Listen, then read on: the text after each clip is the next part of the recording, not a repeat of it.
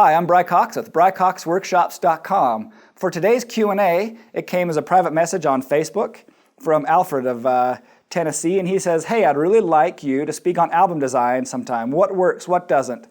Background colors, how many images on a page? Mixing black and white color on the same page? So yeah, good question. I've actually been working on a tutorial for that.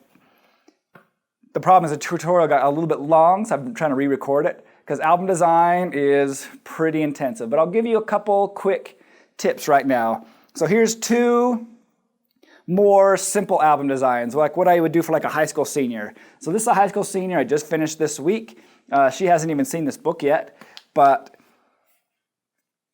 as we go through this, you'll notice a couple things here. One is that I try as much as possible to not have background colors, and I try as much as possible to simplify the entire design. Now, a simplified design is harder to do.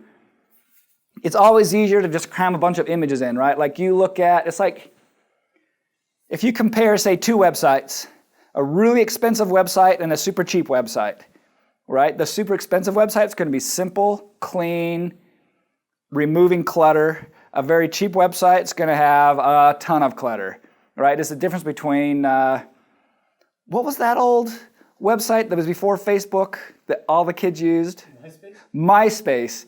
It's like the difference between, say, like a 14-year-old's MySpace page and, say, Apple's website, right? Apple's website, super expensive, but it's clean, it's simple, you can easily navigate it, and it draws you in, where a 14-year-old's MySpace page, free, right?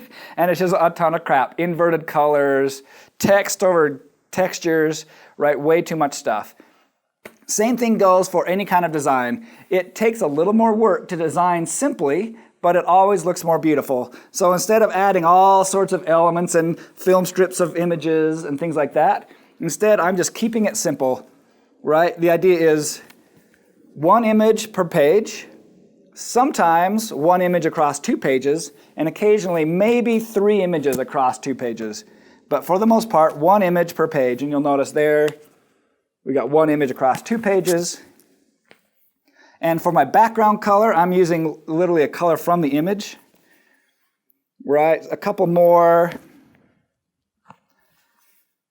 from the studio, and here's the next big rule, is I consider every single double-page spread as a mini story. The entire book is a story, and there's little mini stories within each, within that whole story. And every time you turn a page, that's a mini story, which means all of these images have to go together. So I don't mix maybe a baseball picture and a studio picture, or a studio color and a studio black and white, unless they really, really go together well. So for the most part, you'll notice 3 images, very similar, all black and white.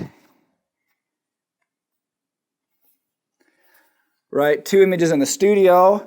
You'll notice how they're kind of blending over the center. Similar background, but different expressions. Right, outside, inside, and that's the general idea, is I'm keeping it very simple, and what that does, it makes it classy, it makes it a lot more timeless. Here's another high school senior. Same idea, same thing, but you'll notice as we flip through, right, the images are very simple in terms of designing, edges, all that kind of stuff, and the images work really well together side by side.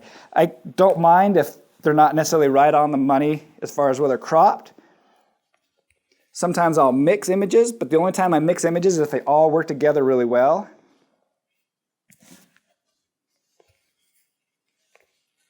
Inside, outside, whole mix. Sometimes I'll mix images that are more than just 2 images on a double-page spread, but they have to all work together really well.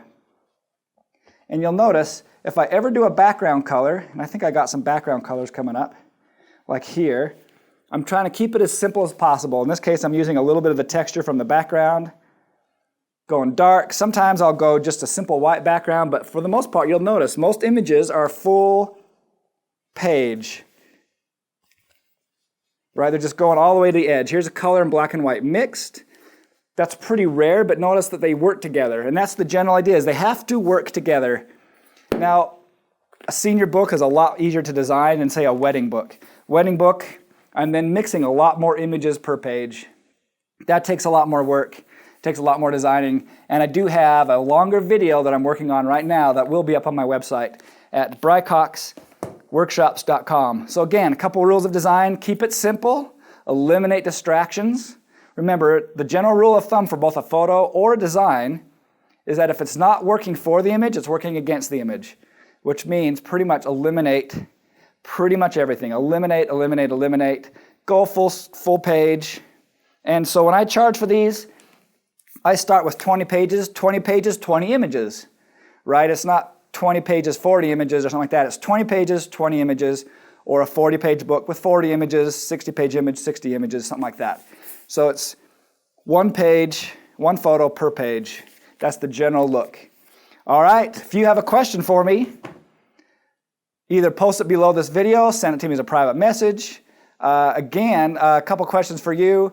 One is, how do you design your books? What software do you use? And how do you present your albums to people before they buy them? Answer those below and send me any other questions you have. BryCoxWORKSHOPS.com. Until next time, America.